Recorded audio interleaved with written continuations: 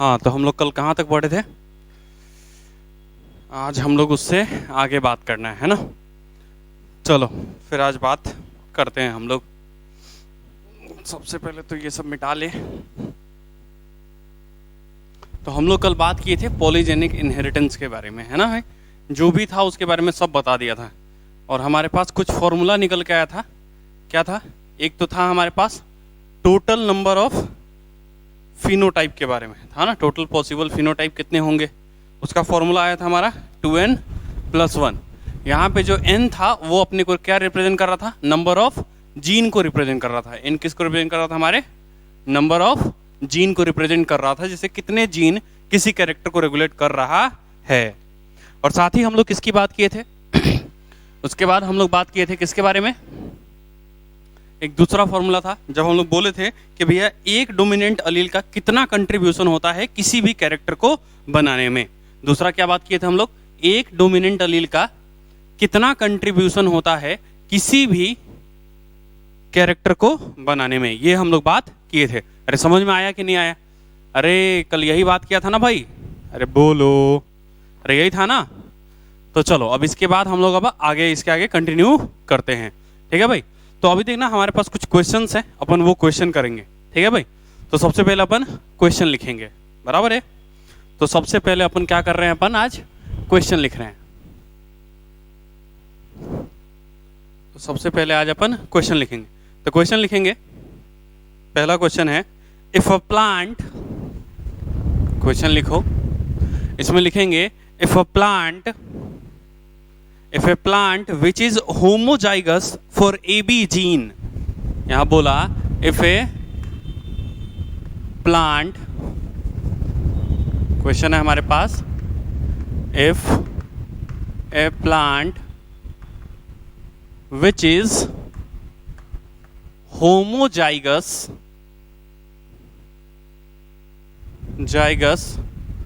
For AB gene. समझ पा रहे हो? AB मतलब यहाँ पे कहने का मतलब हो गया कि यहाँ पे वो कैरेक्टर जो है ना वो 2 जीन से रेगुलेट हो रहा है। समझ में आ रहा है? तो हमारे पास कौन कौन सा जीन है? एक तो A जीन है, दूसरा हमारे पास B जीन है। तो अलील कितने हो गए हमारे पास? 4। ये ध्यान रखेंगे, है ना भाई। तो यहाँ पे क्वेश्चन है if a plant which is homozygous for AB gene, और जो होमोजाइगस है capital A capital B gene के लिए हैव, लिखेंगे अपन हैव 40 सेंटीमीटर हाइट। और उसका हाइट कितना है भैया? 40 सेंटीमीटर उसका हाइट है। Have 40 centimetre height, have 40 centimetre height. While, यहां पे है while the minimum height of the plant, while the minimum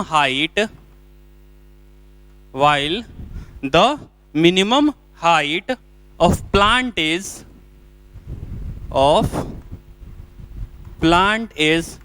20 centimetre. कितना दे रखा आपने को? क्वेश्चन बोला if a plant which is homozygous for AB gene. इसका मतलब ये हो गया capital A capital B capital, क्योंकि यहाँ पे क्या लिखा है भैया? होमोजाइगस। तो ये क्या हो गया? जब कैपिटल A कैपिटल B होगा तब उस प्लांट का हाइट कितना होगा? 40 सेंटीमीटर होगा। और दूसरी बार बोला वाइल द मिनिमम, अच्छा मिनिमम का मतलब सारे के सारे रेसेसिव मान ले हम लोग। अरे बोलो जल्दी, क्या हम लोग मिनिमम का मतलब क्या सारे के सारे रेसेसिव मान सकते हैं या नहीं मान सकते भाई? अरे यार बोलो, क्या मान सकते हैं अपन? तो यहां पे बोला क्या? That is a minimum height of plant is 20 centimetre. मतलब हम लोग ये बोल रहे हैं कि अगर एक भी अलील काम नहीं करेगा फिर भी उसका हाइट कितना होगा भैया? 20 सेंटीमीटर तो होगा। अरे समझ में आ रहा है कि नहीं? देन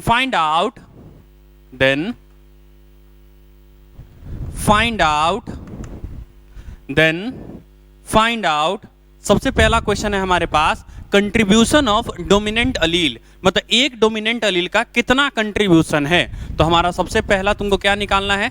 सबसे पहले निकालना है कंट्रीब्यूशन ऑफ H डोमिनेंट अलील। भाई ये सब लिखेंगे अपन, है ना भाई।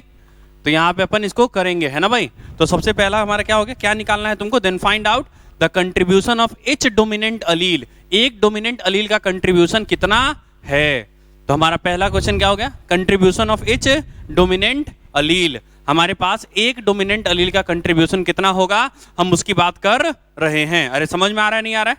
उसके बाद है कैलकुलेट द हाइट ऑफ, मतलब कुछ अलग अलग तुम्हारे को जीनोटाइप दे रखा है और उसका हाइट अपने को निकालना है। तो यहाँ पे दूसरा दे रखा है calculate the height of, calculate the height of, calculate the height of following plants, calculate the height of following plants, मतलब ये जो हमारे कुछ फॉलोइंग प्लांट दे रखे हैं उनका तुमको हाइट कैलकुलेट करना है। अरे समझ में आ रहा है नहीं आ रहा है? जैसे ए पॉइंट पे हमारा capital A small A capital B, इसका हाइट बताना है। फिर बी में तुमको बताना है capital A small A capital B small B. दूसरा क्या बताना है तुमको? Capital A small A capital B small B. उसके बाद तीसरा है हमारे पास स्मॉल ए कैपिटल बी स्मॉल बी। ये हमारे पास कुछ जीनोटाइप गिवन है, बराबर है क्या? अभी हमारे पास क्या है? कुछ जीनोटाइप गिवन है और इस क्वेश्चन को मुझे कैलकुलेट करना है। चलो सबसे पहले क्वेश्चन समझते हैं। क्वेश्चन अपने को क्या बोला एक बार फिर से समझ रहे हैं अपन, है ना? चलो इधर देखो, if a plant which is homozygous for A B gene, homozygous लिखा है, इसका मतलब ये कैपिटल ए कैपिटल बी है कि नहीं है? अरे बोलो यहां तक ये लाइन समझ में आया नहीं आया? अरे यहां तक क्लियर होता या नहीं होता भाई? अरे बोलेंगे, अरे बोलो। चलो ये बात तो ये हो गया हमारा, if a plant which is homozygous for A B gene, मतलब ये कैपिटल ए कैपिटल बी है, हैव 40 सेंटीमीटर हाइट, मतलब जब सारे डोमिनेंट अलील आ रहे हैं तब उसका हाइट कितना हो रहा है भैया? 40 सेंटीमीटर। तब हाइट कितना हो रहा है भैया? 40 centimetre. While the minimum height of the plant, जबकि उसका मिनिमम हाइट, अच्छा मिनिमम हाइट हम किसको बोले थे बताओ जरा? अरे बोलो जरा, हम मिनिमम हाइट किसको बोल रहे थे भाई? अरे मिनिमम हाइट किसको बोल रहे थे भाई? अच्छा मिनिमम हाइट उसको बोल रहे थे जब हम लोग बोल रहे थे कि भैया सारे के सारे रेसेसिव अलील होंगे, जब सारे के सारे क्या होंगे? रेसेसिव अलील होंगे। तो यहाँ पे मिनिमम लिखने का मतलब रेसेसिव से होगा ना भाई, मतलब यहाँ पे हम लोग बात करें स्मॉल ए स्मॉल बी होगा तो हाइट कैसा होगा? 20 सेंटीमीटर आएगा। अरे समझ में आ रहा है नहीं आ रहा है? मतलब अगर एक भी देखो चारों जीन काम किया तो हाइट 40 सेंटीमीटर है और एक भी जीन काम नहीं किया तो हाइट कितना है भैया? 20 सेंटीमीटर। अरे समझ पा रहे हो नहीं पा रहे हो? इसका मतलब, अगर इसका मतलब ये हुआ कि भैया एक अलील का कंट्रीब्यूशन कितना हुआ, है ना? वो जीन नहीं, अलील की बात कर रहे हैं। जब 4 के 4 अलील काम किए तो हाइट कितना आ रहा है? 40 सेंटीमीटर।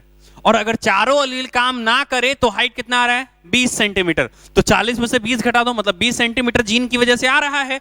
इसका मतलब एक अलील का कंट्रीब्यूशन कितना हो गया? 5 सेंटीमीटर हुआ या नहीं हुआ? याद करो, मैंने तुमको फॉर्मूला बताया था। चलो इसको सॉल्व करो जल्दी। अरे भाई इसको सॉल्व करेंगे भाई जल्दी से, बस 2 मिनट का टाइम है तुम्हारे पास, जल्दी इसका आंसर निकालेंगे भैया। चलो आ जाओ, यहां तक समझ में आया नहीं आया? चलो आ जाओ। तो हमारे पास याद करो, हमारे पास फॉर्मूला था, याद करो मैंने तुमको बताया था फॉर्मूला कंट्रीब्यूशन के बारे में, कंट्रीब्यूशन के बारे में बताया था, कंट्रीब्यूशन ऑफ डोमिनेंट अलील का फॉर्मूला बताया था। अरे बताओ जल्दी क्या बताया था भाई? अरे कल ही बताया था भाई, भूलो मत।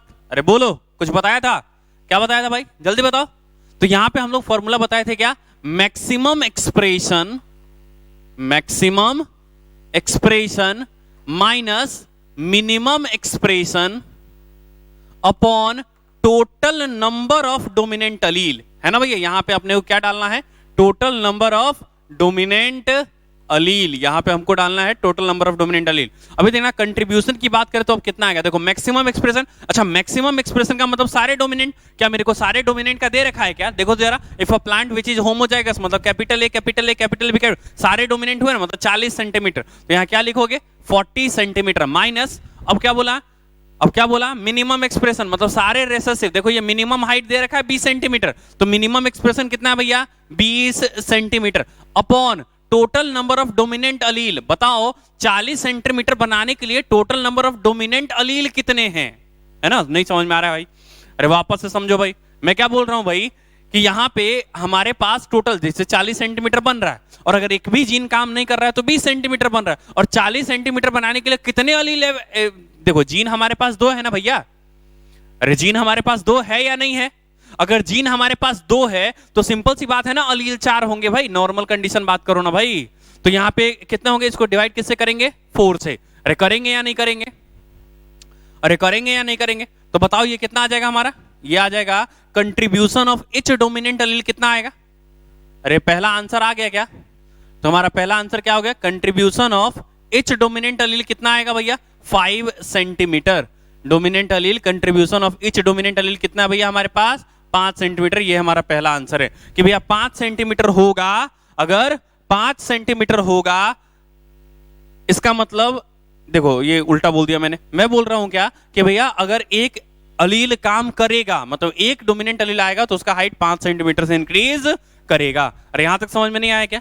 अच्छा, अब आगे तो क्या बोला तुमको, calculate the height of the following plant, मतलब इन प्लांट का हाइट मुझे कैलकुलेट करना है। अरे ये एकदम आसान है भाई, ये एकदम आसान है भाई, समझना जरा। सबसे पहला हमारे पास ए नंबर पे कौन है हमारा, याद करो, capital A, small A, capital B, capital B. अरे है ना भाई। अच्छा एक बात बताओ, अगर ये चारों के चारों अलील काम ना किए होते तो हाइट कितना आता? अरे बताओ जल्दी भाई। अगर चारों का चारों, अरे क्वेश्चन का अकॉर्डिंग देखो ना भैया, मिनिमम हाइट 20 सेंटीमीटर है ना भाई, तो इसका मतलब अगर चारों अलील काम नहीं करता तो 20 सेंटीमीटर तो अबे करता ना भैया, तो 20 सेंटीमीटर तो कंफर्म है हमारा कि उतना तो आएगा। अरे समझ में आया नहीं आया? अब बताओ, अगर एक अलील काम करेगा तो कितना सेंटीमीटर आएगा? 5 सेंटीमीटर। तो यहां पे कितने डोमिनेंट अलील दिख रहे हैं तुमको? अरे यहां पे अपने को कितना दिख रहा है भैया? 3। तो देखो 1 2 3, हमारे पास 3 डोमिनेंट अलील है। तो एक के अनुसार अगर 5 सेंटीमीटर आता है तो 3 के अनुसार कितना आएगा भैया? 15 सेंटीमीटर। मतलब ये हो जाएगा प्लस 15 सेंटीमीटर। मतलब इस प्लांट का हाइट होना चाहिए 35 सेंटीमीटर। अरे समझ में आया कि नहीं आया? इस प्लांट का हाइट कितना होना चाहिए? 35 सेंटीमीटर। अगला देखो, अगला ये तुम भैया तुम खुद करोगे, ये मैं नहीं बता रहा, ये तुम बताना भैया आंसर, मैं नहीं बता रहा भाई। यहां पे देखो, capital A small A, capital B small B, है कि नहीं है? अरे है ना? तुम बताओ, अगर ये चारों ही अलील काम नहीं करते तो हाइट कितना आता? अरे बोलो अबे, बोलो बे। हाँ, तो यहां पे हाइट कितना आता? देखो अगर चारों अलील काम नहीं करेगा तो हाइट कितना आएगा, बोल भाई। तो ये हमारा हाइट आएगा कितना भैया? 20 सेंटीमीटर। आएगा कि नहीं आएगा? अरे आएगा कि नहीं आएगा? और हमको पता है कि एक डोमिनेंट अलील आता है तो एक डोमिनेंट अलील 5 सेंटीमीटर बनाता है। तो यहां पे कितने डोमिनेंट अलील दिख रहे हैं मेरे को? अरे बोलो रे गधेरा साहब, है ना? तो यहां पे कितने डोमिनेंट अलील दिख रहे हैं मेरे को? 2। तो जब 2 डोमिनेंट अलील दिख रहे हैं तो भैया एक डोमिनेंट अलील का अकॉर्डिंग 5 सेंटीमीटर, तो 2 के अनुसार 10 सेंटीमीटर। तो यहां पे लिख दो भैया 10 सेंटीमीटर। तो देखो 20 और 10, ये हो गया हमारे पास 30 सेंटीमीटर। अरे समझ में आया या नहीं आया? अरे समझ में आया या नहीं आया? अरे यहां तक बात समझ में आई या नहीं आई? पक्की बात है ना भाई? चलो आ जाओ, अगला तीसरा निकालेंगे अपन, 3rd नंबर पे तीसरा है हमारे पास स्मॉल ए कैपिटल बी स्मॉल बी। तीसरा क्या है हमारे पास? स्मॉल ए कैपिटल बी स्मॉल बी। अरे है कि नहीं है? अरे बोलो। तो ये हमारे पास है। अभी तुम बताओ, अगर चारों काम नहीं करता तो हाइट कितना आता भैया? वो तो तुमको ऐड करना ही पड़ेगा ना भाई। हम बोल रहे हैं कि भैया अगर तुम काम नहीं करेगा तो ये तुमको 10 रुपया मिलेगा, तो काम करेगा तो ज्यादा मिलेगा। अरे सिंपल सी बात है ना भाई। तो ये हमारा कितना हो गया भैया? ये देखो काम देखो, अगर ये काम नहीं करता फिर भी हाइट कितना आता भैया? 20 सेंटीमीटर आता या नहीं आता? अब देखो इसमें कितने डोमिनेंट अलील दिख रहे हैं भैया अपने को? एक।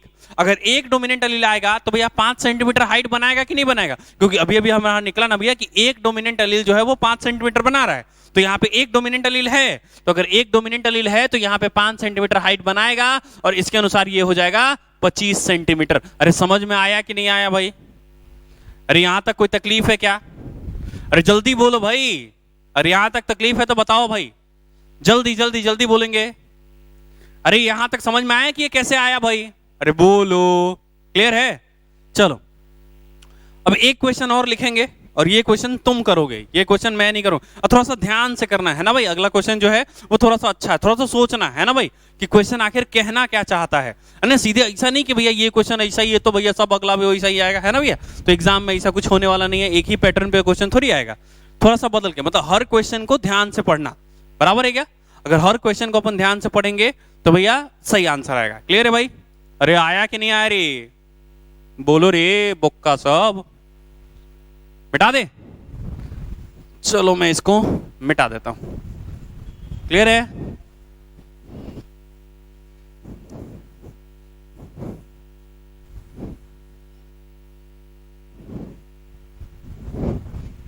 चलो अब अगला क्वेश्चन लिखेंगे। अगला क्वेश्चन लिखना लिखेंगे अपन। If a trihybrid plant, मैं ही लिखूं क्या? चलो मैं ही लिख देता हूं, लिखो। इफ ए ट्राई हाइब्रिड, अच्छा वापस से ध्यान रखना, मैं हाइब्रिड का मतलब क्या बताया था भैया। If a trihybrid plant, if a trihybrid plant produces fruits of 70 gram, produces fruits of 70 gram, produces fruits of 70 gram, while the minimum weight, while the minimum weight, while the minimum weight of fruits, while the minimum weight of fruit is 10 gram, is 10 gram. वापस सुनना भैया, if a tri hybrid plant produces fruits of 70 gram while the minimum weight of fruit is 10 gram, मतलब अगर gene काम किया तो 70 ग्राम बनाए, और अगर जीन काम नहीं करता तो 10 ग्राम तो बनाता ही, चाहे जो हो जाए। समझ में आ रहा है कि नहीं आ रहा है?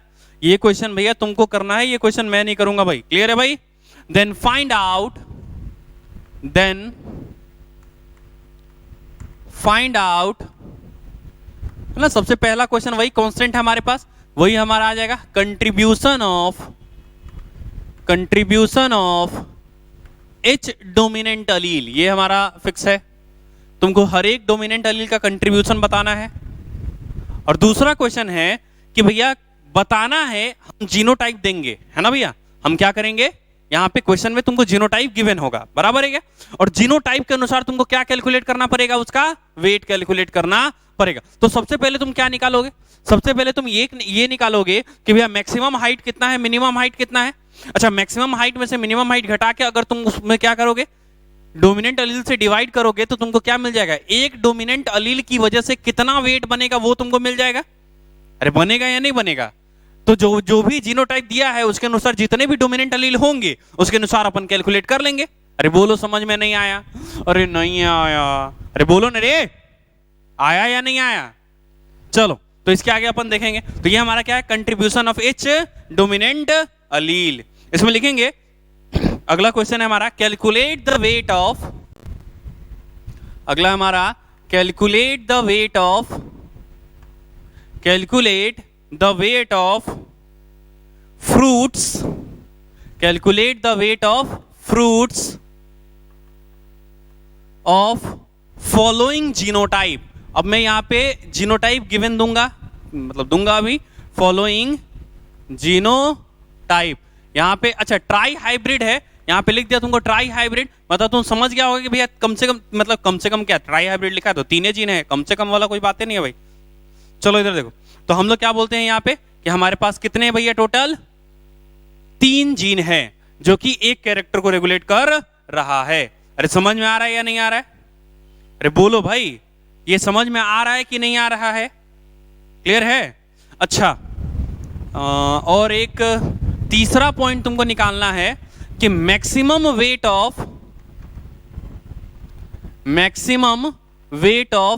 फ्रूट कितना होगा, मैक्सिमम वेट ऑफ फ्रूट्स कितना होगा, मैक्सिमम वेट ऑफ फ्रूट तुमको कैलकुलेट करना है। अच्छा, फॉलोइंग जीनोटाइप में देना भूल गया, एक सेकंड रुक जाओ भाई। हमारे पास जीनोटाइप गिवन है, जैसे मान लो पहला हमारे पास जीनोटाइप गिवन है, वो हमारे पास जीनोटाइप है capital A small A, capital B capital C, जैसे capital A small A, capital B capital A, capital B capital C. हमारे पास दूसरा जीनोटाइप गिवन है और वो है हमारे पास capital A small A, capital B small B, capital C. तीसरा जीनोटाइप हमारे पास गिवन है स्मॉल ए, capital B small B, capital C small c. ये हमारे पास जीनोटाइप गिवन है। क्लियर है भाई? और तीसरा तुमको क्या कैलकुलेट करना है भैया, तीसरा तुमको क्या कैलकुलेट करना है, मैक्सिमम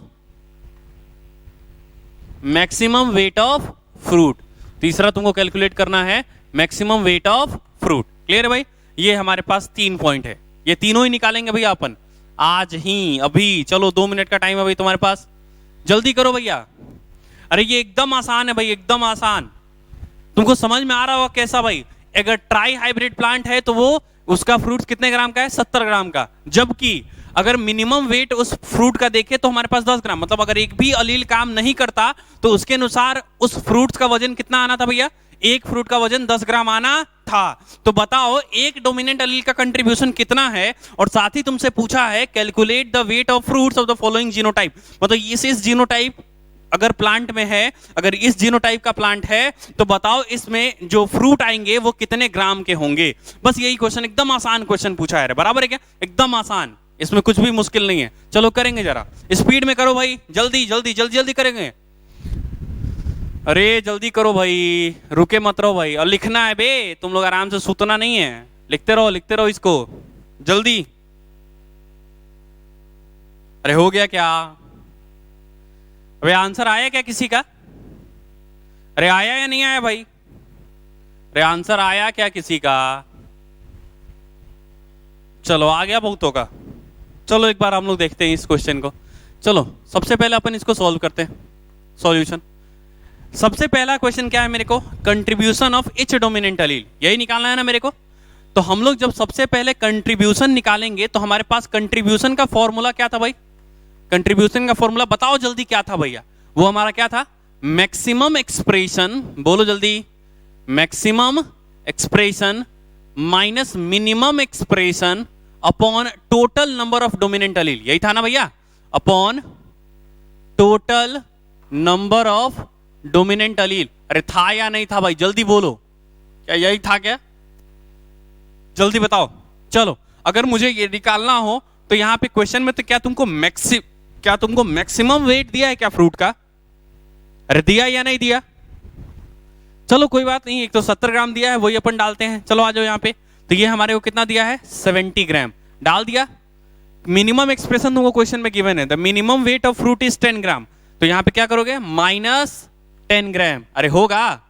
अच्छा अपॉन में कितने ट्राई हाइब्रिड है ना भाई, इसका मतलब इसको हम कितना से डिवाइड करेंगे? 3 जीन है, इसका मतलब अलील 6 होगा, मतलब इसको 6 से डिवाइड कर रहे हो। अरे सही है ना? अरे कर रहे हो क्या 6 से डिवाइड? तो इसके अनुसार तुम्हारा आंसर कितना आया होगा? 60/6, मतलब 10 ग्राम आया होगा कि एक अलील जो है वो क्या करेगा? 10 ग्राम वजन बनाएगा। अरे आया या नहीं आया सबका? अबे ये आंसर नहीं होगा भैया, ये गलत आंसर है। फिर से ध्यान से करो, है ना, वापस से सोचो भाई। मैंने तुमको बताया था कि मोनो हाइब्रिड और डाई हाइब्रिड और ट्राई हाइब्रिड का क्या मतलब होता है। बताए थे कि नहीं बताए थे? है ना, फिर भूल कैसे गए भाई अपन? अबे समझो जरा, है क्वेश्चन में साफ लिख रखा है ट्राई हाइब्रिड। अभी तो सीधे मतलब गधा वाला बात हो गया भाई। जब कोई ये कितनी बार बताया भैया, जो ट्राई हाइब्रिड है इसका मतलब क्या है? अरे याद करो, मोनो हाइब्रिड का मतलब कैपिटल टी स्मॉल टी था, डाई हाइब्रिड का मतलब capital A small A capital B small B. अरे हेट्रोजाइगस कंडीशन होता है ना हाइब्रिड में। अरे बोला था या नहीं बोला था? तो यहां पे क्वेश्चन क्या लिख रखा है? ट्राई हाइब्रिड लिखा है ना भाई क्वेश्चन में। तो ट्राई हाइब्रिड लिखा है, इसका मतलब यहां पे जीनोटाइप क्या दिया होगा? Capital A capital B small B capital C small c होगा ना भाई। तो तुम लोग इसको capital A capital B capital C मान रहा है, जबकि यहां पे क्या मानना है अपने को? जब क्वेश्चन में साफ लिख रखा है भैया ट्राई हाइब्रिड, तो मतलब ये तुमको ट्राई हाइब्रिड का वजन दे रखा है 70 ग्राम। अरे समझ में आ रहा है क्या? मतलब ये जो तुमको 70 ग्राम दे रखा है वो किसका दे रखा है? ट्राई हाइब्रिड, मतलब capital A capital B capital C. अरे है, तो इसका मतलब ये देखो 1 2 3, इसमें कितने डोमिनेंट अलील दिख रहे हैं भैया? अरे बोलो, अरे इसमें कितना डोमिनेंट अलील दिख रहा है? अरे बोलो भाई। अरे नहीं आया क्या?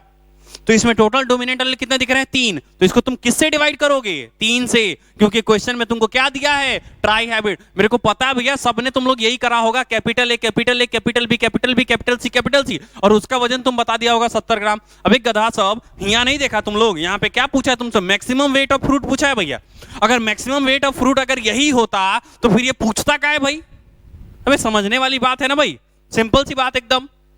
अरे समझ रहे हो क्या भाई? तो यहां पे जिसने भी 6 करा वो गलत है भाई, है यहाँ पे जिसने भी 6 करा वो सब गलत है भैया। ट्राई हाइब्रिड का मतलब हेट्रोजाइगस कंडीशन है, मतलब 3 जीन के लिए हेट्रोजाइगस कंडीशन है। तो यहां पे कितना हो गया भैया? 3। अरे आएगा, तो यहां पे कंट्रीब्यूशन कितने आ जाएगा डोमिनेंट अलील का? बोलो, कंट्रीब्यूशन ऑफ ईच डोमिनेंट अलील कितना आएगा? जल्दी बताओ भाई। H डोमिनेंट अलील कितना होगा जल्दी बताओ। ये हमारा 70 माइनस 10 60, 60/3 हम लोग सीधे बोल देंगे ना भैया यहाँ पे 20 ग्राम होगा। अरे बोलो, मतलब अगर एक क्योंकि हमारे पास तो यहाँ पे 3 ही डोमिनेंट अलील थे ना भाई। अरे अपने को क्वेश्चन में दिया था कि ट्राई हाइब्रिड है, उसका वजन 70 ग्राम है। कहां बोला कि भैया मैक्सिमम एक्सप्रेशन और उसका 70 ग्राम है? कहीं लिख के बोला क्या ऐसा? अरे कहीं बोला क्या ऐसा? जब ऐसा नहीं बोला तो हम लोग जो दिया है वही ना मानोगे, अपने मन से थोड़ी मान लेंगे अपन। तो चलो अब आगे करते। तो इसका मतलब ये हो गया कि भैया कंट्रीब्यूशन जो हुआ एक डोमिनेंट अलील का वो कितना हुआ भैया? 20 ग्राम। अरे समझ में आ रहा है कि नहीं आ रहा है? अबे बोलो रे। चलो तो ये बात समझ में आई कि यहाँ पे हमारा कितना है भैया? 20 ग्राम। एक डोमिनेंट अलील का कंट्रीब्यूशन कितना आ रहा है हमारे पास? 20 ग्राम आ रहा है। कोई तकलीफ है क्या यहां तक? अरे बोलो भाई, क्या यहां तक कोई तकलीफ है क्या? चलो इसके बाद सेकेंड क्वेश्चन कैलकुलेट करते हैं। आ जाओ सेकंड कैलकुलेट करते हैं। सेकंड में क्या है? Calculate the weight of fruit of the following genotype. सबसे पहला जीनोटाइप तुमको क्या दिया है? 2 का ए निकालो। सबसे पहला जीनोटाइप क्या दिया है? Capital A, small A, capital B, capital B, capital C, capital C. अरे यही दिया है ना। अच्छा मान लो इसका मिनिमम वेट कितना आना है भैया? 10 ग्राम तो फिक्स आना है। अगर एक भी जीन काम नहीं करेगा फिर भी हाइट 10 ग्राम तो आएगा, चाहे जो हो जाए। अभी आया या नहीं आया? अबे नहीं समझ में आई तो बोलो भाई। अबे नहीं समझ में आया तो बोलो, इसे मुंह में सतुआ सान के नहीं बैठेंगे अपन। अरे है कि नहीं? अरे बोल भाई। यहां देखो, तो यहां पे अगर एक भी काम नहीं करता तो कितना आता भैया वजन? 10 ग्राम। तो ये हमारे पास 10 ग्राम वजन तो आता। प्लस अब देखो यहां पे कितना अलील तुमको काम करता हुआ दिख रहा है? जल्दी बताओ भाई, यहां पे कितने अलील डोमिनेंट हैं? अरे बताओ जल्दी भाई, ये तो समझ में आ ही रहा होगा। चलो कितना डोमिनेंट दिख रहा है भैया? 1 2 3 4 5, 5 है ना भाई। और याद करो ना, एक डोमिनेंट अलील 20 ग्राम बना रहा है तो 5 डोमिनेंट अलील कितने बनाएंगे? तो सीधे कर देंगे ना 5 × 20 ग्राम। अरे होएगा कि नहीं होएगा? तो ये क्या कितना हो जाएगा? 100 ग्राम हो गया। और ये 10 कितना हो जाएगा भैया? 110 ग्राम। अरे आया क्या? तो इसका आंसर कितना आएगा हमारा? 110 ग्राम। अरे समझ में आ रहा है? अरे समझ में आ रहा है कि नहीं आ रहा है भाई? अरे समझ में आ रहा है या नहीं? चलो अगला जीनोटाइप क्या दिया है वो समझो। हमारे पास अगला जो बी जीनोटाइप दिया है वो क्या गिवन है अपने को? देखो capital A, small A, capital B, small B, capital C, small. देखो इस क्वेश्चन में जो भी ट्विस्ट था ना वो सिर्फ यही था। मतलब क्वेश्चन में तुमको लिखा था ट्राई हाइब्रिड। क्वेश्चन में तुमको कहीं नहीं लिख कर लिखा था कि भैया यहाँ पे मैक्सिमम वेट है 70 ग्राम, कहीं नहीं लिखा है। बराबर, उसने बोला कि भैया ट्राई हाइब्रिड प्लांट के फ्रूट्स का वेट है 70 ग्राम। समझ में आ रहा है क्या? बस यहीं पे था, बाकी सब तो वैसे ही जो पहला था वैसा ही है। अब देखो यहाँ पे वापस है। अब देखो यहाँ पे अगर सब काम नहीं करता फिर भी कितना आता भैया मिनिमम वेट? तो जो तुम जोड़ोगे ही। साथ में देखो कितना अलील काम कर रहा है यहाँ पे, बताओ जल्दी कितना अलील काम कर रहा है भैया? 3। तो यहाँ पे 3 अलील मतलब यहाँ पे कर दोगे 3 × 20 ग्राम, क्योंकि एक अलील का 20 ग्राम आया ना भाई यहाँ पे। तो ये हमारा कितना हो जाएगा? 3 दूना 6, 60 ग्राम और 10 70 ग्राम। अरे समझ में आ रहा है क्या? अरे ये वही आ रहा है भैया 70 ग्राम, वही ट्राई हाइब्रिड की बात कर रहा है भाई। अरे सही आया ना भैया? चलो आ जाओ तीसरा हमारे पास जीनोटाइप क्या है? स्मॉल ए, capital B, small B, capital C, small c. अरे है ना भाई? अरे है कि नहीं है? तो चलो यहाँ पे सिंपल, इसका कितना आ जाएगा भैया? एक तो हो जाएगा 10 ग्राम नॉर्मल, सबका आना ही है उतना। तो अब यहाँ पे कितने डोमिनेंट दिख रहे हैं? 1 2, तो 2 × 20 ग्राम। तो ये हमारा कितना हो जाएगा? 40 और 10 कितना हो जाएगा भैया? 50 ग्राम। आएगा आंसर? अरे आएगा या नहीं आएगा? चलो अब तीसरा पॉइंट है, और तीसरा पॉइंट बोला है हमारे को क्वेश्चन में कि भैया मैक्सिमम वेट फ्रूट का कितना होगा? मैक्सिमम वेट का मतलब क्या? सारे डोमिनेंट अलील? अरे सिंपल सी बात है ना भाई। मैक्सिमम वेट का मतलब क्या है? यहाँ पे सारे डोमिनेंट अलील की बात कर रहे हैं ना भैया। अरे बोलो ना, यहां तक समझ में आया? तो यहाँ पे सारे डोमिनेंट मतलब हम लोग यहाँ पे capital A, capital A, capital B, capital B, capital C की बात कर रहे हैं ना भाई। सारे डोमिनेंट अलील, देखो सारा डोमिनेंट है। अरे है या नहीं? तो बताओ अगर सारा काम नहीं करता फिर भी हाइट ये वजन कितना आता भैया? 10 ग्राम आता कि नहीं आता? अभी यहाँ पे 6 के 6 अलील काम किए और एक अलील 20 ग्राम बनाता है, तो 6 × 20 ग्राम हो जाएगा ना भैया। तो ये हो गया 120 ग्राम और ये 10 ग्राम, 130 ग्राम आएगा ना भाई। तो तुम्हारे को क्वेश्चन में हम लोग ये बोलेंगे कि भैया इस प्लांट के फ्रूट्स का जो मैक्सिमम वजन हो सकता है वो कितना हो सकता है? 130 ग्राम। पर क्वेश्चन में थोड़ा सा ट्विस्ट था, उसने तुमको ट्राई हाइब्रिड दिया, बस वो वही इंटरेस्टिंग था। क्लियर है भाई? अरे यहां तक समझ में आई नहीं है? बस ये वाली बात समझने वाली थी कि भैया यहां पे क्वेश्चन में अपने को क्या दिया है, ट्राई हाइब्रिड दिया है। अगर तुमको कहीं भी क्वेश्चन में ये लिख के दिया होता कि भैया ये हमारा मैक्सिमम एक्सप्रेशन है, तब तुम 70 ग्राम को मैक्सिमम एक्सप्रेशन मानते और उस वक्त तुम इसको डिवाइड 6 से करते। समझ में आ रहा है क्या? पर क्वेश्चन में कहीं ऐसा नहीं लिखा कि भैया वो हमारा मैक्सिमम एक्सप्रेशन है, उसने क्वेश्चन में मेंशन करके दिया है कि भैया वो हमारा क्या है, that is a trihybrid condition. मतलब 3 ही डोमिनेंट अलील है, capital A, capital B small B, capital C small c. अरे नहीं समझ में आया तो बोलो, अरे नहीं समझ में आया तो बोलो भाई, अरे बोलो, काहे मुंह में सतुआ सान के बैठे हो? यहां तक क्लियर है? अरे बोलो जल्दी, मिटा दे क्या?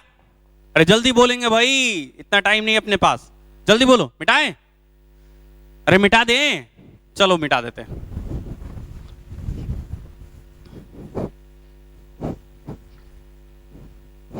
चलो तो ये तुम्हारा खत्म हो गया क्या? अच्छा याद करो हम लोग टॉपिक क्या पढ़ रहे, तुम लोग तो टॉपिक सल्टा दिया होगा तुम लोग अभी तक, तो है ना? टॉपिक क्या पढ़ रहे थे वही याद नहीं भाई, है ना? थोड़ी देर बाद तो पूछोगे आप कौन हो सर, है कि नहीं? अभी याद करो हम लोग ना पोस्ट मेंडलिज्म पढ़ रहे थे, और पोस्ट मेंडलिज्म में हम लोग जीन इंटरेक्शन पढ़ रहे थे, और जीन इंटरेक्शन में हम लोग 2 तरह का इंटरेक्शन देखे थे। एक तो देखे थे अलीलिक जीन इंटरेक्शन, और एक देखा था नॉन अलीलिक जीन इंटरेक्शन। अभी देखा था या नहीं देखा था, है ना भाई? तो अलीलिक जीन इंटरेक्शन हम लोग बात कर चुके थे, और ये किसका पार्ट था भैया? नॉन अलीलिक जीन इंटरेक्शन का था। याद था, याद है कि भूल गए भाई? है ना, ये सब भूल गया होगा भाई, तुम लोग कंफर्म भूल गया भाई? अरे भूल गया ना? चलो आ जाओ, कोई बात नहीं, पढ़ेंगे यार फिर से, है कि नहीं? भूलेंगे नहीं अपन, काफी इंपॉर्टेंट टॉपिक है हमारे लिए ये, ठीक है? तो ये बात हमारी समझ में आ गई। तो ये तुम्हारा खत्म हो गया, अलीलिक जीन इंटरेक्शन भी और नॉन अलीलिक जीन इंटरेक्शन भी। अब हम लोग पढ़ने जा रहे हैं साइटोप्लाज्मिक इनहेरिटेंस। क्या पढ़ने जा रहे हैं हम लोग? Cytoplasmic inheritance. तो एकदम सुंदर एवं सुशील सा टॉपिक डालेंगे। क्या डालेंगे अपन? Cytoplasmic inheritance. अरे समझ में आया कि नहीं आया भाई? अरे बोलो, क्या यहां तक समझ में आ रही है बात? अरे नहीं आ रही है तो बोलो, आ रही है फिर भी बोलो, बोलना ही पड़ेगा, बिना बोले समझ में नहीं आता भाई। चलो आ जाओ, तो हम लोग टॉपिक डालेंगे। क्या डालेंगे टॉपिक में? हम लोग टॉपिक में क्या डालेंगे भैया? Cytoplasmic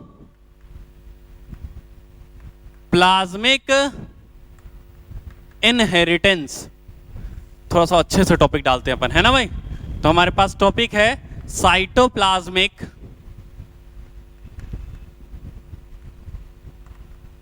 inheritance. अच्छा, जो साइटोप्लाज्मिक इनहेरिटेंस होता है ना भैया, जो साइटोप्लाज्मिक इनहेरिटेंस है, हम इसी को बोलते हैं मैटरनल इनहेरिटेंस। अच्छा, हम इसको मैटरनल इनहेरिटेंस क्यों बोलते हैं ना, वो अपन बात करेंगे, बराबर है क्या? जैसे मेल है और फीमेल, जैसे मेल की बात करें तो मेल से क्या निकला भैया? ये है, मान लो कि स्पर्म है, बराबर है क्या?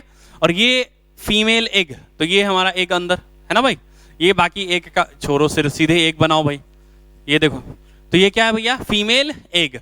तो अब क्या हुआ, जब ये स्पर्म इसके अंदर इंटर करेगा तो इसके अंदर क्या होता है? एक तो हैप्लॉइड न्यूक्लियस होगा इसके अंदर। यार याद करो ना, जब गैमीट बनता है तो मियोसिस बताया था यार 11th में सेल बायोलॉजी में। अरे बताया था कि नहीं बताया था भाई?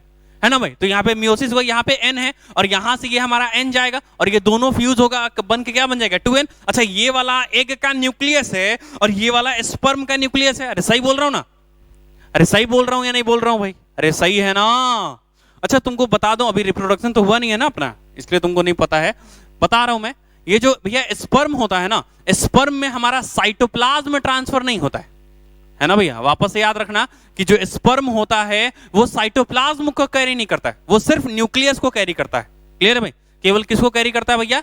सिर्फ न्यूक्लियस को कैरी करता है। जैसे कि मान लो जो हमारा सेंट्रियोल होता है, यहाँ पे हम लोग बोलते हैं ना 9+2 अरेंजमेंट ऑफ सेंट्रियोल, ये फ्लैजिला, ये सब कुछ बोलते हैं ना भैया, वो सब सिंपल क्या है, जब ये इसके अंदर इंटर करेगा ना तो ये अपना न्यूक्लियस इसको दे देगा और बाकी जितना भी मटेरियल होता है वो सब डिजेनरेट हो जाता है। ये हम लोग बात करेंगे बाद में। क्लियर है भाई? तो अभी जैसे यहाँ पे एन आ गया तो ये हमारा मेल स्पर्म का है और ये हमारे एग का है, मतलब हमारा एग नहीं, फीमेल का एग। ठीक है भाई? तो ये फीमेल में एग न्यूक्लियस है और ये स्पर्म न्यूक्लियस है। जब दोनों फ्यूज करेगा तो ये हमारा क्या हो जाएगा? 2n बन जाएगा। अरे सही है ना? और ये हमारा अब सेल हो गया, ये हमारा क्या है? 2n। अब हमारा ये जाइगोट बन गया ना भाई। अरे सिंगल सेल्ड स्टेज आया नहीं आया? अच्छा एक बात बताओ, ये न्यूक्लियस के साथ में ये जो हमारा पूरा सेल है, तो ये वाला एरिया क्या होगा? साइटोप्लाज्म होगा कि नहीं होगा? अरे साइटोप्लाज्म होगा कि नहीं होगा? अरे होगा ना। तो ये जो हमारा साइटोप्लाज्म है वो किसका है, मतलब मदर का है कि फादर का है? अरे समझ में आ रहा है कि नहीं आ रहा है? वो जो साइटोप्लाज्म है वो किसका भैया, एग के अंदर है ना भाई। अरे नहीं समझ में आ रहा है भाई, नहीं आ रहा है, एकदम क्लियर नहीं हो रहा है भैया तुम लोगों को। मैं क्या बोल रहा हूं कि भैया जो एग के अंदर साइटोप्लाज्म है, क्या वो मदर का साइटोप्लाज्म है या फादर का साइटोप्लाज्म है? अरे मदर का है ना भाई। अरे पक्का कंफर्म है ना भाई तुम लोग, क्या मदर का साइटोप्लाज्म है कि नहीं है? हाँ, तो वो किसका साइटोप्लाज्म है, मदर का साइटोप्लाज्म है। कोई तकलीफ नहीं ना भाई। और हम लोग बोल रहे हैं कि भैया जो मेल स्पर्म गया है ना, उससे केवल इसके अंदर न्यूक्लियस ट्रांसफर हुआ है। केवल क्या ट्रांसफर हुआ है भैया इसके अंदर? अरे बोलो, केवल क्या ट्रांसफर हुआ है उसके अंदर? न्यूक्लियस। क्या ट्रांसफर हुआ है उसके अंदर? न्यूक्लियस। तो न्यूक्लियस, और हम लोग बोल रहे हैं कि भैया ये जो कैरेक्टर है ना वो साइटोप्लाज्मिक इनहेरिटेंस है। हम बोल रहे हैं ये इनहेरिटेंस किस टाइप का है, साइटोप्लाज्मिक इनहेरिटेंस टाइप का है। तो सिंपल बात है ना भाई, साइटोप्लाज्म इनिशियल स्टेज में किसका यूज होता है, मदर का होता है ना भैया। तो इसका मतलब साइटोप्लाज्मिक कैरेक्टर जो भी होगा वो सब मदर से मिलता जुलता होगा ना भाई। अरे होगा कि नहीं होगा? तो क्या हम साइटोप्लाज्मिक इनहेरिटेंस को क्या मैटरनल इनहेरिटेंस बोल सकते हैं, कि मदर में जो कैरेक्टर होगा वही कैरेक्टर उसके सारे बच्चों में होगा? मतलब सारे बच्चे मतलब सारे है ना, चाहे वो मेल हो चाहे फीमेल, बराबर है क्या? मतलब उसका बच्चा चाहे मेल हो, मतलब लड़का हो या लड़की हो, इस बात से कोई फर्क नहीं पड़ेगा। अगर कोई कैरेक्टर मैटरनल है तो वो सारे बच्चे में ट्रांसफर होगा। अरे ये बात समझ में आ रही है या नहीं आ रही है? अरे बोलो भाई, यहां तक क्लियर है या नहीं है?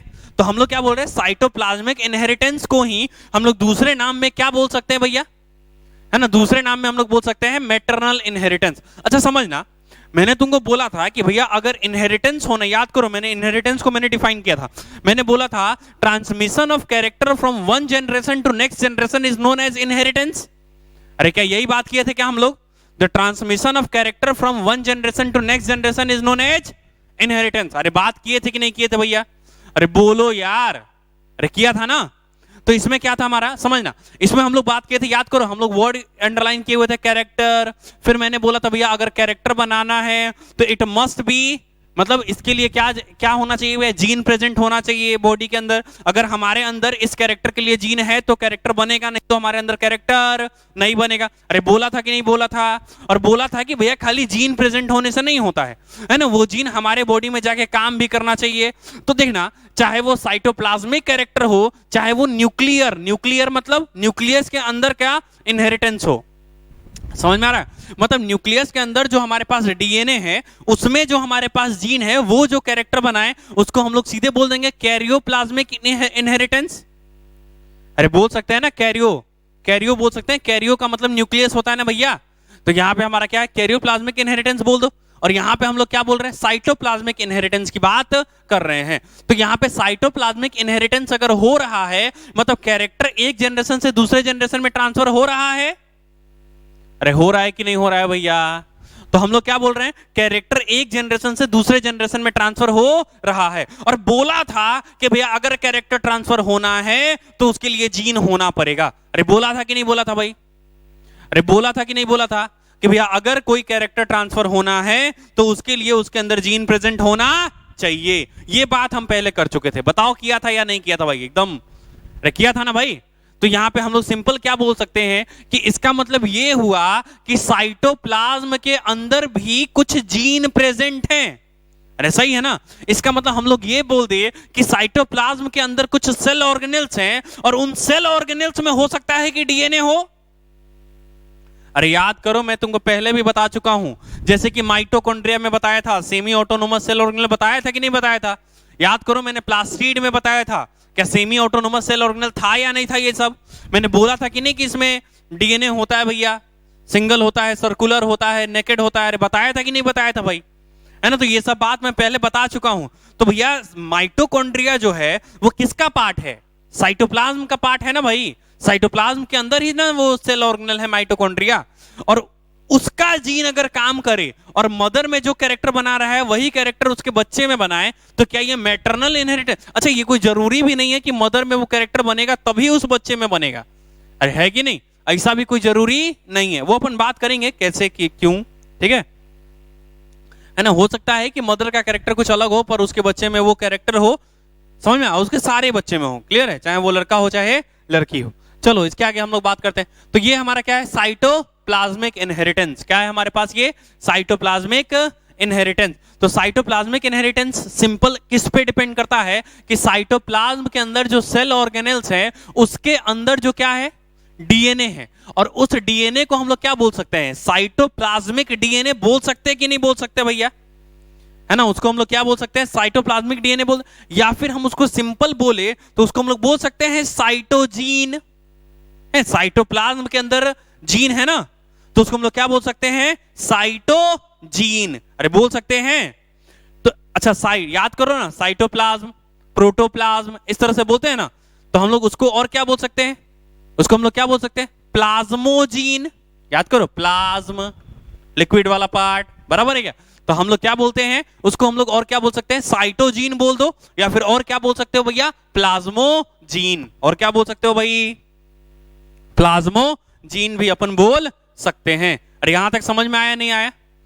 तो इसका मतलब ये हो गया कि भैया यहां पे जो इनहेरिटेंस हो रहा है वो उस जीन की वजह से हो रहा है जो न्यूक्लियस के बाहर प्रेजेंट है, सही है ना। अबे साइटोप्लाज्म में प्रेजेंट है, इसका मतलब क्या, न्यूक्लियस के बाहर है ना प्रेजेंट है रे बोक्का सब। अरे बोलो ना रे, नहीं आया यहां तक, अबे आया कि नहीं आया।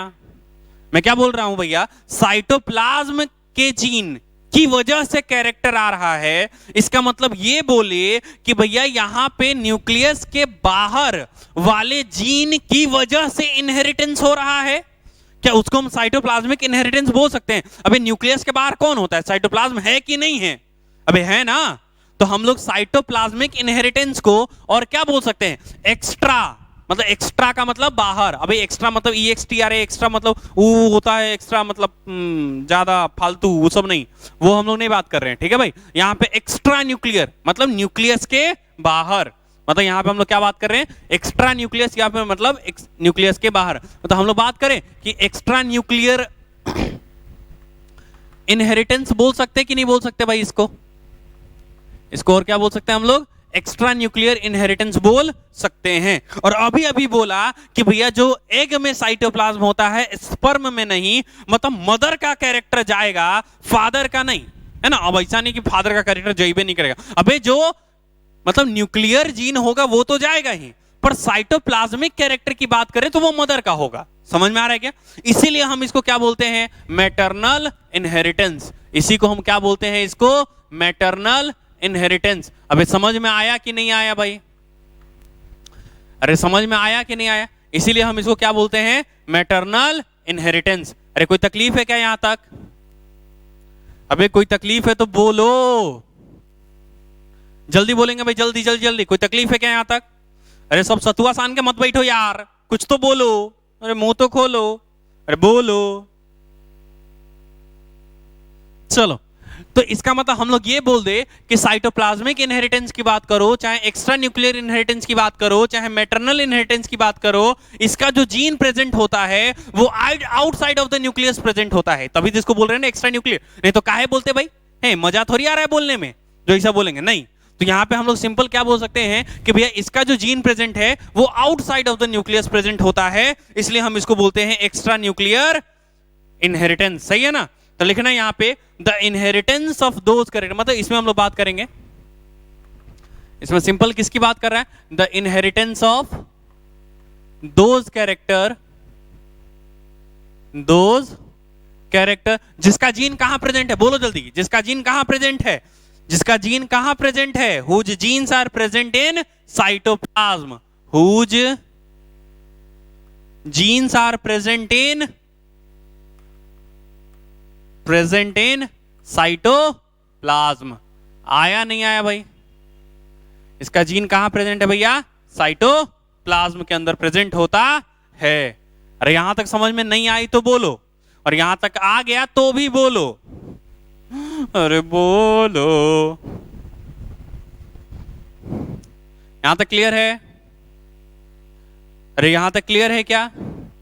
चलो तो हम इसके बारे में थोड़ा आगे बात करते हैं। यहां तक लिख लिए क्या, अभी लिखते रहेंगे साथ साथ, इतना कौन भाई मतलब करेंगे भाई, इतना देर बताया इसीलिए ताकि तुम लिख सको, है ना भाई। चलो तो इसके बारे में हम लोग बात करें तो भैया यहां पे हम लोग लिखेंगे फर्स्ट डिस्कवर्ड बाय, जो मैटरनल इनहेरिटेंस की बात करें, उस मतलब सबसे पहले डिस्कवर किया गया कार्ल कोरेंस। इसको सबसे पहले किसने डिस्कवर किया? कार्ल कोरेंस ने। तो सीधे लिखो first discovered by C Correns. C Correns. और याद करो जो सी कोरेंस थे वो किस प्लांट पे स्टडी कर रहे थे? याद करो, मैंने बार बार बताया था, इन मिराबिलिस जलापा प्लांट। याद है? भूल गए? अरे याद करो, यही मिराबिलिस जलापा प्लांट था जो पहले इनकम्प्लीट डोमिनेंस में आ चुका है, और इसी का फ्लावर कलर तुम रेड, पिंक और व्हाइट पढ़ चुके हो। अरे पढ़ा था नहीं? स्नैपड्रैगन प्लांट पढ़ा था कि नहीं पढ़ा था भाई? यही सब था। क्लियर है भाई? और उसी को बोले थे एंटीरिनम मेजस, है ना, स्नैपड्रैगन वाले प्लांट। इधर तो हमारे यहाँ पे क्या है? Karl Correns. कार्ल कोरेंस की बात करें तो इसने किसमें डिस्कवर किया? इन Mirabilis jalapa plant. In Mirabilis jalapa plant इन्होंने सबसे पहले किसमें डिस्कवर किया भैया? मिराबिलिस जलापा प्लांट में। हम लोग क्या बात करें? Cytoplasmic inheritance was first discovered by C Correns. क्या है हमारे? The cytoplasmic inheritance was first discovered by C Correns. याद रहेगा? In Mirabilis jalapa plant. In Mirabilis jalapa plant. कोई दिक्कत भाई? अरे कोई दिक्कत है क्या यहां तक? अरे यहां तक कोई तकलीफ है तो बोलो भाई। क्या यहां तक कोई तकलीफ? चलो इसके आगे देखते हैं हम लोग। इसको मिटा दें यहां तक? अरे यहां तक इसको मिटा दे क्या? चलो इसको मिटा देते हैं।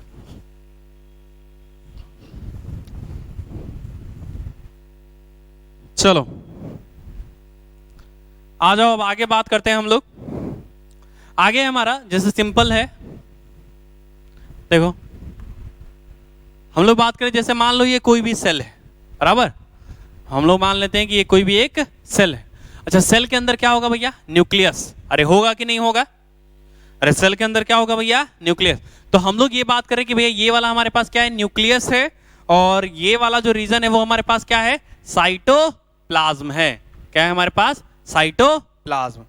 तो अभी अभी बोला साइटोप्लाज्मिक इनहेरिटेंस का मतलब साइटोप्लाज्म में जीन प्रेजेंट है, चाहे वो माइटोकॉन्ड्रिया के अंदर हो चाहे प्लास्टिक। अरे सेमी ऑटोनोमस तो यही तो है ना, तो मेनली इसी में मिलेगा। मेनली क्या भाई, हम इसी में बातें करते हैं, इसके अलावा कहाँ कहीं बात करेंगे? पूरे टॉपिक में हम इसी में बात करेंगे। इधर देखो, तो साइटोप्लाज्मिक इनहेरिटेंस का मतलब क्या हो गया? साइटोप्लाज्म वाले जीन की बात करेंगे कि नहीं बात करेंगे? अच्छा, साइटोप्लाज्म का जो जीन होता है वो कहाँ प्रेजेंट होता है? सेल ऑर्गेनेल्स के अंदर। कहाँ प्रेजेंट होता है भैया? सेल ऑर्गेनेल्स के अंदर। अरे होता है कि नहीं होता है भैया? अच्छा, सेल ऑर्गेनेल में मेनली कौन कौन से सेल ऑर्गेनेल होंगे? अभी अभी बताया था भैया। मेनली कौन कौन सा सेल ऑर्गेनेल होगा? अभी अभी बताया भाई, जल्दी बताओ। सेल ऑर्गेनेल जो होंगे वो एक तो हमारा प्लास्टिड हो सकता है, और दूसरा हमारा क्या हो सकता है? माइटोकॉन्ड्रिया। अरे बोलो, बताया था कि नहीं बताया था भाई? माइटोकॉन्ड्रिया। तो क्या क्या हो सकते हैं सेल ऑर्गेनेल में? एक तो प्लास्टिड हो सकता है, दूसरा माइटोकॉन्ड्रिया। अरे सही है।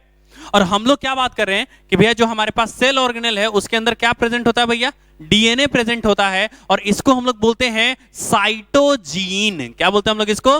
साइटोजीन, या फिर इसी को हम लोग बोलते हैं प्लाज्मोजीन। इसको हम लोग क्या बोलेंगे? साइटोजीन, या फिर इसी को हम लोग क्या बोलते हैं? प्लाज्मोजीन। अच्छा, साइटोजीन या फिर प्लाज्मोजीन कभी मतलब ऐसा हुआ कि भैया बचपन से पढ़ रहे हैं? नहीं।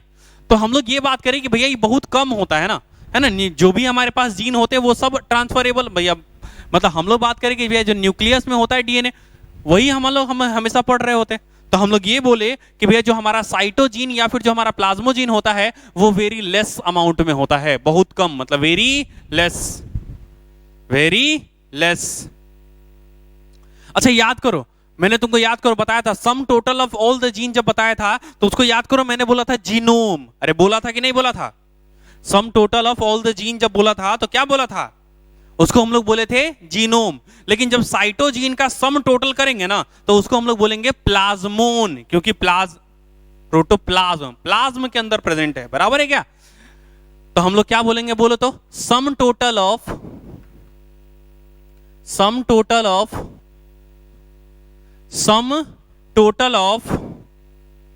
ऑल साइटोजीन, लिखेंगे अपन sum total of all cytogene is plasmon. याद करो, उसको हम लोग बोले थे जीनोम, इसको बोलते हैं प्लाज्मोन।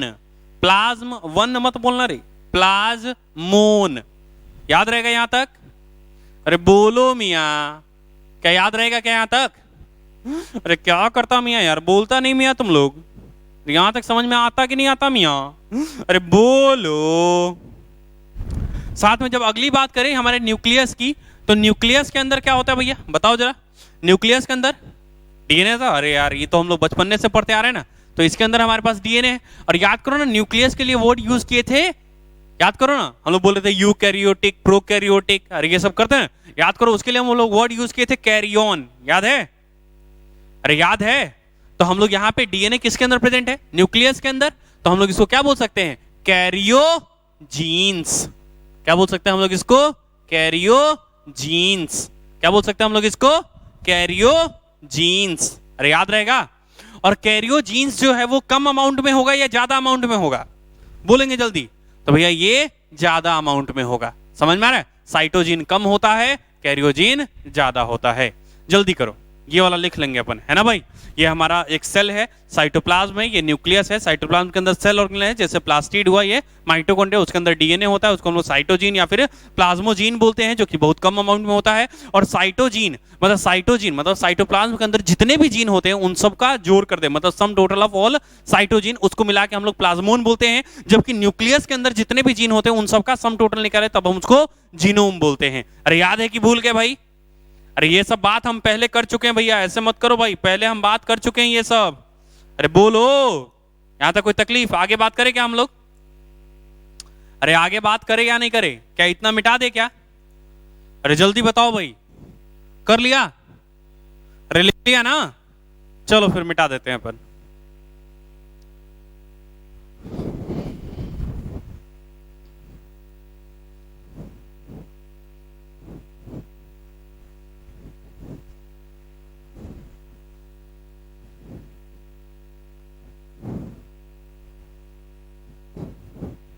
है ना, ये थोड़ा इंपॉर्टेंट है, इसका ध्यान रखना भैया, ये इंपॉर्टेंट तो है।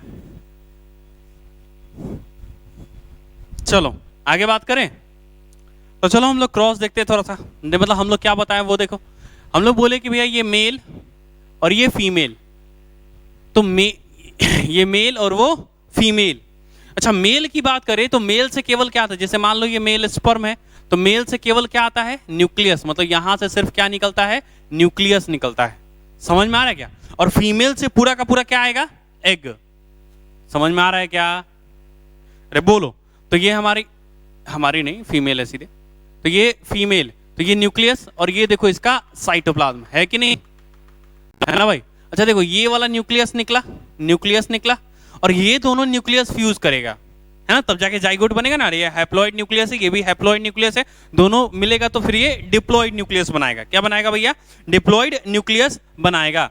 और साथ ही इसका साइटोप्लाज्म नेक्स्ट जनरेशन में ट्रांसफर होगा, इसका साइटोप्लाज्म ट्रांसफर नहीं होगा। तो यहां से क्या आया? हमारा साइटोप्लाज्म आया, बराबर। तो ये मान लो एक सेल, अब ये दोनों फ्यूज किया, और फ्यूज करने के बाद इसके अंदर घुसेगा कि नहीं घुसे? तो इसके अंदर है, क्लियर? तो ये हमारे पास अब 2n न्यूक्लियस है, और यहां पे हमारे पास क्या है? साइटोप्लाज्म। तो ये साइटोप्लाज्म कहां से आया है भाई? मदर से आया कि फादर से आया? देखो जरा, ये साइटोप्लाज्म कहां से आया भैया? मदर वाले पार्ट से आया। अरे आया ना भाई, कहां से आया है? मदर वाले पार्ट से आया। तो बताओ, जो अगर साइटोजीन होगा, वो बताओ एग्जैक्टली मदर में होगा, और वही कैरेक्टर फिर क्या बनेगा? उसके बच्चे में बनेगा, सारे बच्चे में बनेगा। समझ में आ रहा है क्या? सारे बच्चे में बनेगा। सारे बच्चे में कहने का मतलब चाहे वो लड़का हो चाहे लड़की हो, इस बात से फर्क नहीं पड़ता है। अगर साइटोजीन इन्वॉल्व है किसी कैरेक्टर को बनाने में, तो भैया वो सारे बच्चे में बनेगा। अरे आया या नहीं आया? अरे नहीं आया तो बताओ भाई, यहां तक कोई तकलीफ है क्या? यहां तक? अरे यहां तक तकलीफ है क्या? इसका मतलब हम लोग ये बोल सकते हैं कि भैया ये जो हमारे साइटोजीन होते हैं वो यूनिपेरेंटल इनहेरिटेंस को शो करता है। किसको शो करता है? यूनिपेरेंटल। यूनि मतलब सिंगल, पेरेंटल मतलब पेरेंट्स की यहां पे हम बात कर रहे हैं। तो ये देखो ना, खाली मदर का कैरेक्टर ट्रांसफर हुआ, साइटोप्लाज्म में जो कैरेक्टर प्रेजेंट है वो सिर्फ मदर का आगे ट्रांसफर हुआ है, फादर का ट्रांसफर नहीं हुआ है। समझ में आ रहा है? मतलब फादर के साइटोप्लाज्म में जो कैरेक्टर है, इस बात से कोई फर्क नहीं पड़ता है। बराबर है क्या? फर्क किस पर पड़ता है? मदर से।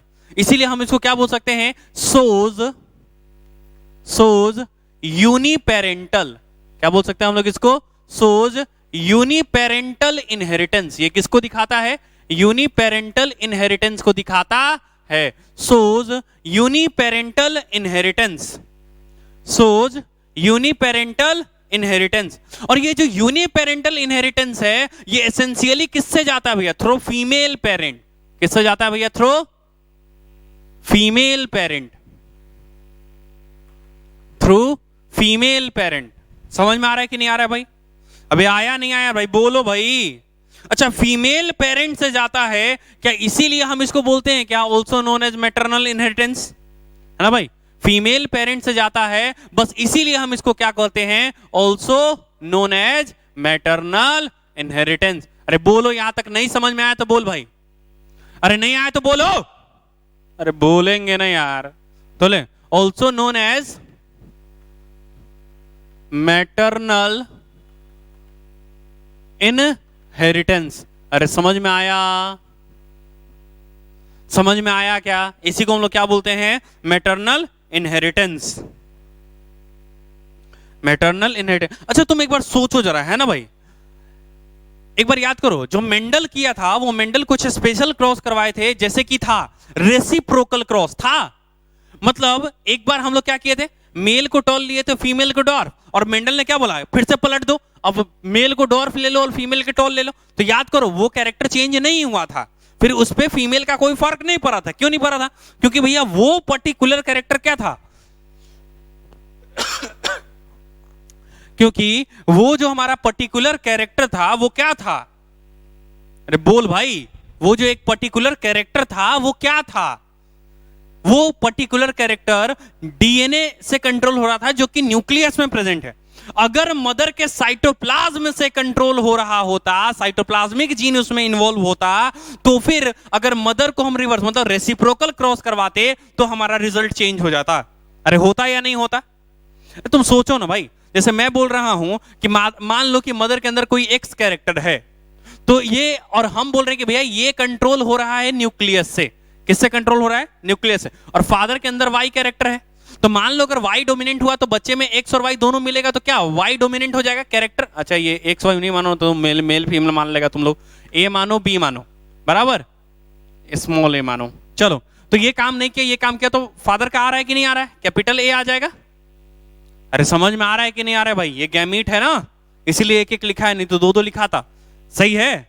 तो ये हमारा इससे डोमिनेंट आ रहा है कि नहीं। लेकिन अगर तुम इसी को रिवर्स कर दो, इसको तुम रिवर्स कर दो, यहां पे ए लिख दो, यहां पे कैपिटल ए, तो यहां पे अभी भी कैपिटल ए वाला कैरेक्टर बनेगा ना भाई, यहां पे तो कैपिटल ए स्मॉल ए बनेगा, लेकिन बनेगा तो टॉल ए। नहीं समझ में आया, अरे नहीं आया, पक्का आया ना भाई, पक्की बात, यहां तक समझ में आया, पक्की बात। चलो तुम एक बार सोचो कि भैया ये जो कैरेक्टर होता वो न्यूक्लियस से कंट्रोल नहीं होता, मतलब हम लोग क्या बोल रहे हैं, ये साइटोप्लाज्म से कंट्रोल होता है, ये वाले से। और फादर से तो खाली याद करो, खाली न्यूक्लियस आता है फादर से। फादर से सिर्फ क्या आता है, तो फादर से खाली न्यूक्लियस आता, और मदर से ये वाला ए जीन आता, तो ये वाला कैरेक्टर बन जाता बच्चे के अंदर। अरे सही बोल रहा हूं ना। लेकिन अगर मान लो हम इसको रिवर्स कर देते हैं, तो ये ए वाला जीन फादर में थोड़ी प्रेजेंट होगा। अगर यहां पे नहीं है तो यहां पे खाली क्या है, न्यूक्लियस है ना भाई। हम लोग सीधे क्या किए, कैरेक्टर को रिवर्स कर दिया ना। तो रेसिप्रोकल क्रॉस में क्या हो जाएगा, रेसिप्रोकल क्रॉस में तुम्हारा मैटरनल इनहेरिटेंस का इफेक्ट दिख जाएगा। अरे क्लियर है ना भाई, जो रेसिप्रोकल क्रॉस होता है उसमें मैटरनल इनहेरिटेंस दिख जाता है। इसीलिए हम लोग यहां पे क्या बोल रहे हैं कि मैटरनल इनहेरिटेंस में अगर हम रेसिप्रोकल क्रॉस करवाते हैं तब वहां पे रिजल्ट चेंज हो जाएगा। अरे क्लियर है क्या। तो यहां पे हम लोग लिख सकते हैं ड्यू टू दिस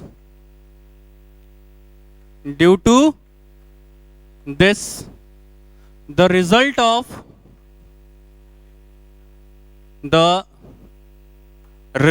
of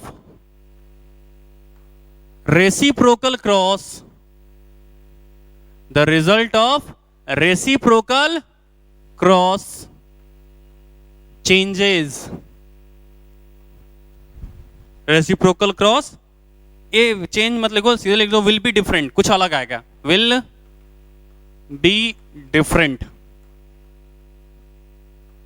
अरे आया कि नहीं आया भाई, अबे बुक्का सब सब बैठा हुआ एकदम आराम से, एकदम चिल मार के, बलेलवा सब सब लिखना है रे, लिख लो जल्दी जल्दी, आराम से चिल मार के बैठा हुआ है जिसे ब्याह में आया है। अरे लिख लिया क्या? चलो बहुत हो गया, मिटा दे। अरे मिटा दे क्या? अरे चलो बस हो गया भाई, मिटा रहे अपन। स्पीड में लिखो भैया, इतना टाइम नहीं है हमारे पास, स्पीड में करेंगे भाई, स्पीड में, ऐसे काम नहीं चलेगा। अबे आया कि नहीं आया? अरे बोल रे, क्लियर है? चलो यहां तक समझ में आ रही है बातें?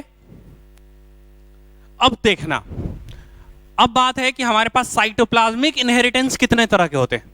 तो हमारे पास साइटोप्लाज्मिक इनहेरिटेंस जो है वो 3 तरह के हैं। हमारे पास साइटोप्लाज्मिक इनहेरिटेंस कितने तरह का है? 3 तरह का है। एक तो है हमारा ऑर्गेनेलर इनहेरिटेंस, एक है हमारा प्री डिटर्मिनेशन, और एक है हमारा डवर मॉडिफिकेशन। बराबर है? वैसे डवर मॉडिफिकेशन की बात करें या फिर प्री डिटर्मिनेशन की बात करें तो ये सब हमारे सिलेबस में नहीं है। अरे क्लियर है? ऑर्गेनेलर इनहेरिटेंस जो है वो है, पर हम लोग पढ़ेंगे पूरा ही, हम लोग क्या करेंगे? पूरा पढ़ेंगे। अरे क्लियर है भाई? तो हम लोग यहां पे लिखेंगे 3 टाइप्स, मतलब हमारा जो साइटोप्लाज्मिक इनहेरिटेंस है वो कितनी तरह का होगा भैया? 3 टाइप्स का होगा। जो हमारे पास क्या है भैया?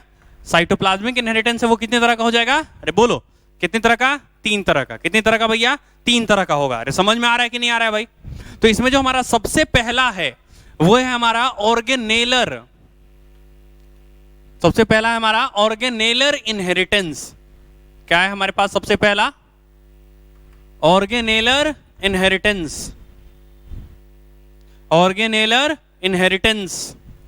अच्छा, जो दूसरा है वो है हमारा प्री डिटर्मिनेशन। अबे लिखना है रे, टॉपिक डालो भाई। 3 तरह का होता है। पहला हो गया ऑर्गेनेलर इनहेरिटेंस, दूसरा हो गया प्री डिटर्मिनेशन।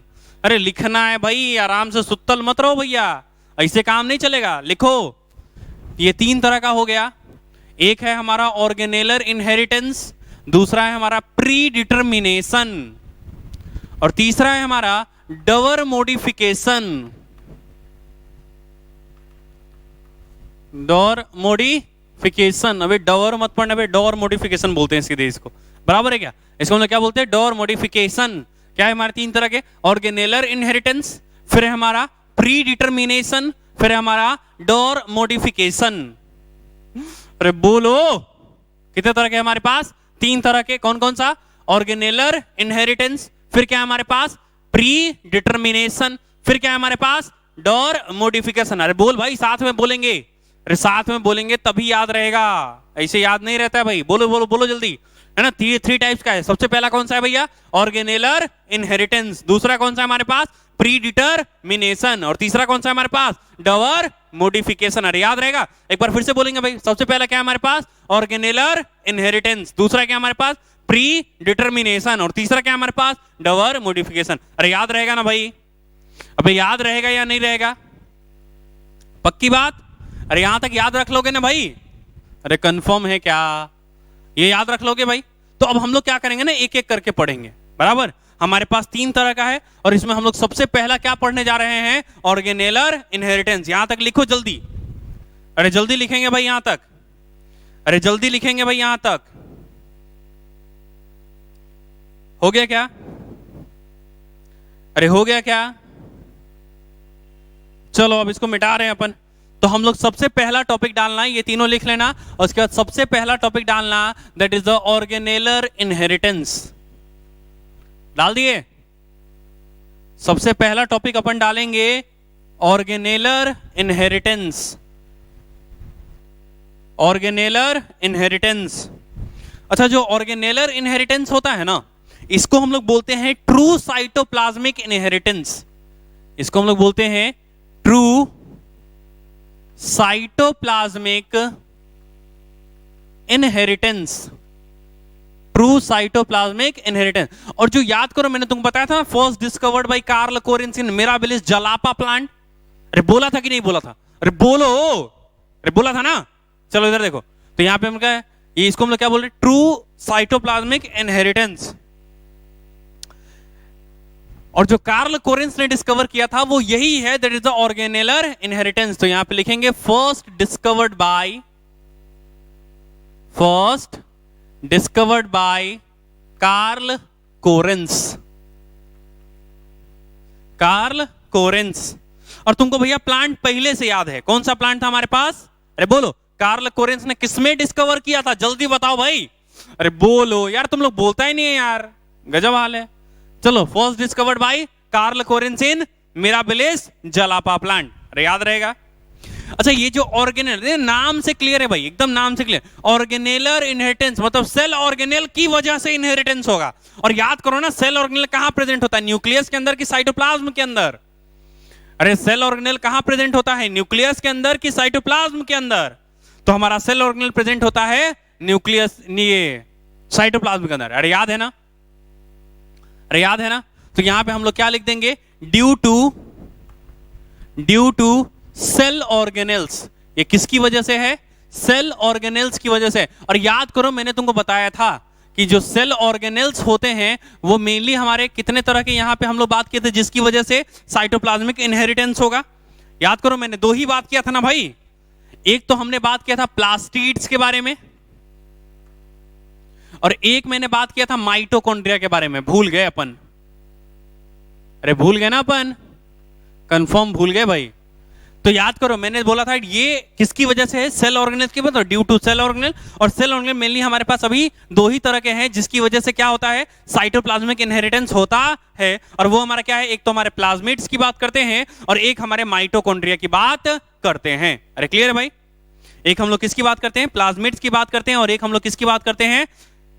एक हम लोग किसकी बात करते हैं भाई? बोलो जल्दी। एक हम लोग बात करते हैं माइटोकॉन्ड्रिया की। तो प्लाज्मिड की बात करें तो प्लाज्मिड में हम लोग इसको तीन पार्ट में डिवाइड करेंगे। कौन कौन सा कैरेक्टर है जो कि क्या है वो हम लोग बात करते हैं। तो सबसे पहला है लीफ या फिर ब्रांच कलर। लीफ या फिर ब्रांच कलर इन मिराबिलिस। लीफ या फिर ब्रांच कलर इन मिराबिलिस। लीफ या फिर ब्रांच कलर इन मिराबिलिस। अगला लिखना albinism in plant.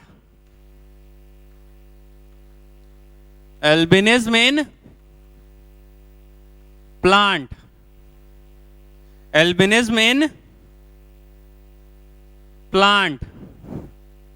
Albinism in plant. अगला है आइजोप।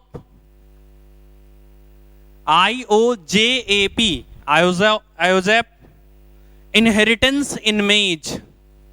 आयोजैप इनहेरिटेंस इन मेज। मेज प्लांट। क्लियर है भाई? तो याद करो, ऑर्गेनेलर इनहेरिटेंस क्या है? ट्रू साइटोप्लाज्मिक इनहेरिटेंस है। First discovered by Karl Correns in Mirabilis jalapa plant. ये पहले बात कर चुके हैं अपन। इसके बाद हम लोग बात करें ये ड्यू टू सेल ऑर्गेनेल। ये सेल ऑर्गेनेल की वजह से होता है और मेनली प्लास्टिड्स और माइटोकॉन्ड्रिया की वजह से। किसकी वजह से? प्लास्टिड्स और माइटोकॉन्ड्रिया की वजह से होता है। और प्लास्टिड्स की वजह से हम तीन कैरेक्टर पढ़ रहे हैं जो कि साइटोप्लाज्मिक इनहेरिटेंस शो करता है, और वो है हमारा लीफ कलर या फिर ब्रांच कलर इन मिराबिलिस। दूसरा है हमारा एल्बिनिज्म इन प्लांट, और तीसरा है हमारा आयोजोप इनहेरिटेंस इन मेज। आयोजोप इनहेरिटेंस इन मेज। अरे क्लियर है भाई? अरे क्लियर है क्या? और ये तुम्हारा इंपॉर्टेंट होगा भैया, ये कई बार क्वेश्चन पूछा जा चुका है भाई। ये अपन याद रखेंगे कि भैया ये कैरेक्टर किसकी वजह से होता है? प्लाज्मिड्स की वजह से साइटोप्लाज्मिक इनहेरिटेंस शो करता है। अरे क्लियर है भाई? अरे याद रखेंगे भाई, कौन सा ऑर्गेनेल इन्वॉल्व है? That is the plasmid. अरे याद रहेगा। अब माइटोकॉन्ड्रिया के बारे में भी हमारे पास, माइटोकॉन्ड्रिया से भी रिलेटेड हमारे पास तीन कैरेक्टर हैं जो कि क्या करेंगे, जो कि क्या शो मतलब साइटोप्लाज्मिक इनहेरिटेंस को शो करता है। उसमें सबसे पहला हमारा मेल स्टेरिलिटी इन मेज। मेल स्टेरिलिटी, मेल स्टेरिलिटी इन मेज। और यही हमारा सबसे ज्यादा इंपॉर्टेंट होगा, इसको स्टार मार्क कर लेना। क्लियर है भाई? इसको स्टार मार्क कर लेंगे, मेल स्टेरिलिटी इन मेज। अगला है हमारा पेटाइट फॉर्म ऑफ ईस्ट। अगला है हमारा petite form of east. Petite, PETITE, petite form of east. और अगला है हमारा poke form of Neurospora. Poke form of Neurospora.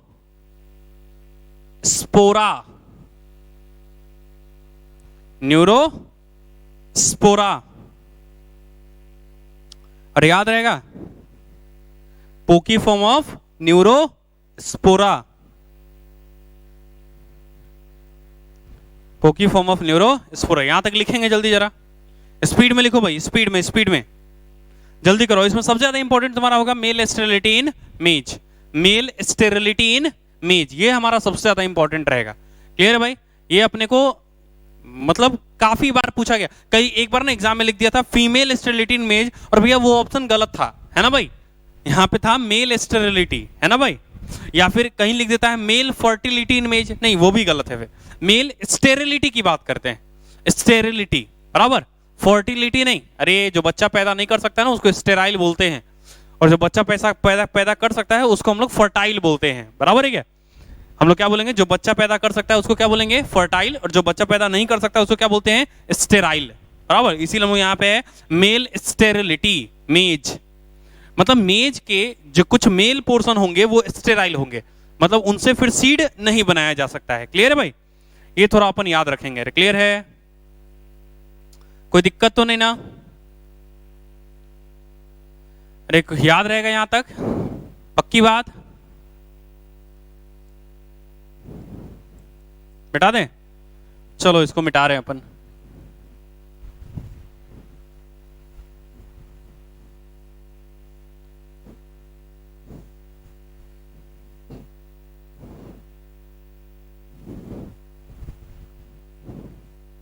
हो गया क्या?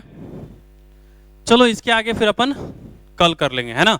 यहां तक पूरा पढ़ लेना एकदम अच्छे से, बराबर है क्या? ये काफी इंपॉर्टेंट है, बराबर। यहां तक पूरा पढ़ के आएंगे भाई, ऐसा नहीं होगा कि भैया कल ऐसे ही बिना पढ़े मुंह उठा के पहुंच गए, है ना? ऐसा नहीं करेंगे अपन, इसको यहां तक पूरा करके आना, फिर इसके बाद आगे अपन कंटिन्यू करेंगे। अरे क्लियर है भाई? अरे नहीं समझ में आई तो बोलो, अगर किसी को भी कोई डाउट हो तो कृपया पूछेंगे, है ना भाई? अपने अंदर नहीं रखेंगे। चलो ठीक है, बाय, चलते हैं फिर, मिलते हैं कल।